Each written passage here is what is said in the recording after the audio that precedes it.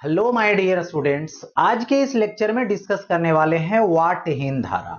ये टॉपिक प्रत्यावर्ती धारा परिपथ में पढ़नी है, जिसका नेम है वाटहीन धारा, जिसको वाटलेस करंट बोलते हैं।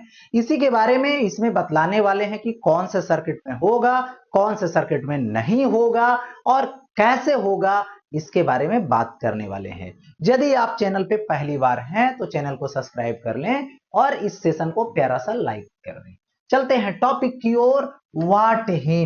वाटहीन धारा यानी जिसको शक्ति विहीन भी बोलते हैं, मतलब यहां पर ऊर्जा की व्यय नहीं होगी। यानी देखिए, कहा जाता है कि जब किसी विद्युत परिपथ में विद्युत धारा प्रवाहित करने पर व्यय औसत शक्ति शून्य हो तो उस विद्युत धारा को वाट विहीन धारा कहते हैं। अब देखिए ये कैसे होता है, इसको हम लोग समझते हैं।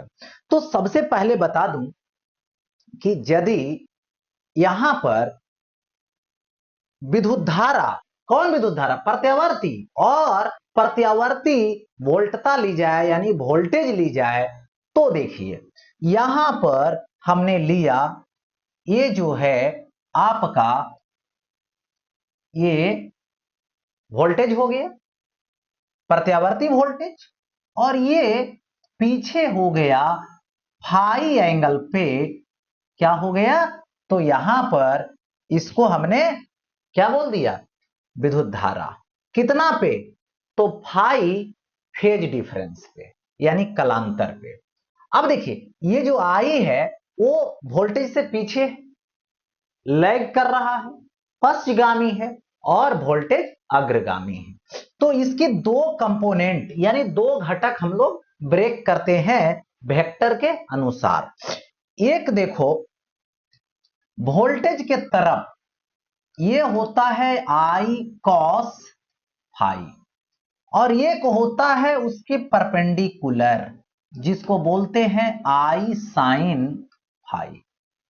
ठीक है, यदि आई और ई यानी प्रत्यावर्ती वोल्टेज और प्रत्यावर्ती धारा के बीच फेज डिफरेंस फाई हो तो दो कंपोनेंट तोड़े हैं, एक वोल्टेज के अलोंग और एक वोल्टेज के परपेंडिकुलर।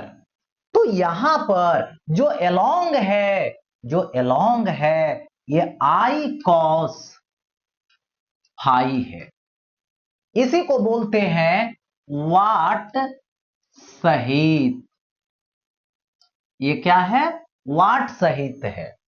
यानी ये यदि लेंगे 90 डिग्री पर है तो इसको बोला जाता है वाट रहित, यानी इसको बोलते हैं और क्या, और इसको बोलते हैं वाट हीन। ठीक है, शक्तिहीन, यही दोनों है। इसको वाटले सॉरी, ये जो है इसको वाटलेस बोलेंगे और इसको वाटफुल बोलेंगे। ऐसे एक और नेम है, इसको एक्टिव बोलते हैं और इसको रिएक्टिव भी बोलते हैं। ठीक है, यानी ये क्या है, तो एक्टिव, एक्टिव करंट, और ये क्या है, तो इसको रिएक्टिव भी बोलते हैं। ठीक है, अब देखिए इस सर्किट में यदि हम बात करें कि पावर यदि लें तो P ट्रू माने वास्तविक, ठीक है, जो होगा EI और cos फाई होगा।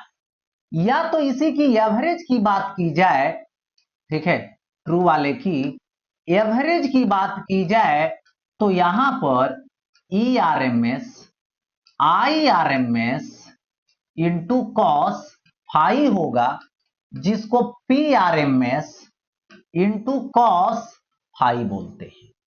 ठीक है, जो पीछे लेक्चर में करवाया गया है। अच्छा, अब यहां पर ये जो कॉस फाई है इसको पावर फैक्टर यानी शक्ति गुणांक भी कहते हैं। ठीक है, अब देखिए बारी बारी से सर्किट चलते हैं। सबसे पहले जब परिपथ में केवल प्रतिरोध, तो वोल्टेज और ये विद्युत धारा दोनों के बीच फाई क्या है, 0 डिग्री का है। तो ये जो विद्युत धारा होगी ये कैसी होगी, वाट सहित होगी, यानी कैसा होगा? इस विद्युत धारा को एक्टिव बोलिए, वाटफुल बोलिए, ठीक है, ऐसा होगा। मतलब इसमें शक्ति विहीन नहीं होगा, ये बोला जाएगा। ठीक है, अब आगे बढ़ते हैं आगे के टॉपिक में। अब देखिए आगे की ओर बढ़ते हैं तो अब यहां पर दे रखा है, जब परिपथ में केवल प्रेरकत्व, जब परिपथ में केवल प्रेरकत्व हो, तो केवल प्रेरकत्व रहेगा तब यहां पे बात करनी है।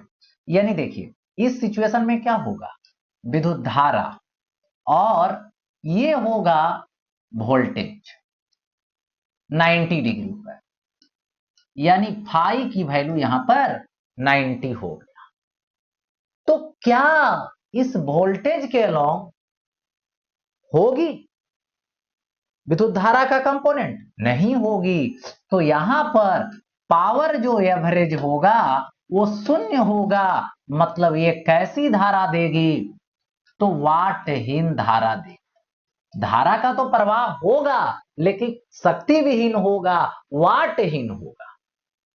ठीक है, अब देखिए जब परिपथ में केवल धारिता हो, केवल कैपेसिटर लगा हो, तो उसमें क्या करते, ये विद्युत धारा हो गई, तो यहां पर इस तरीके से क्या लिया जाएगा, इसमें सी VC जो कितने डिग्री पर होगा, phi is equal to 90 degree पर होगा।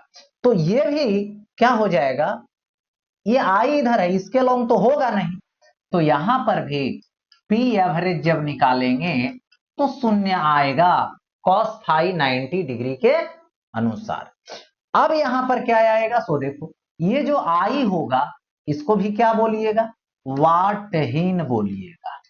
इसको क्या बोलिएगा, तो वाटहीन धारा बोलिएगा। तो वाट विहीन हो गया।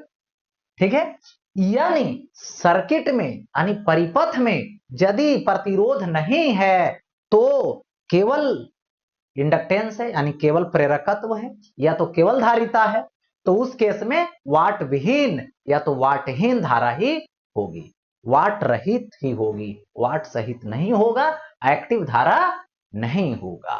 तो ये चीजें होती है।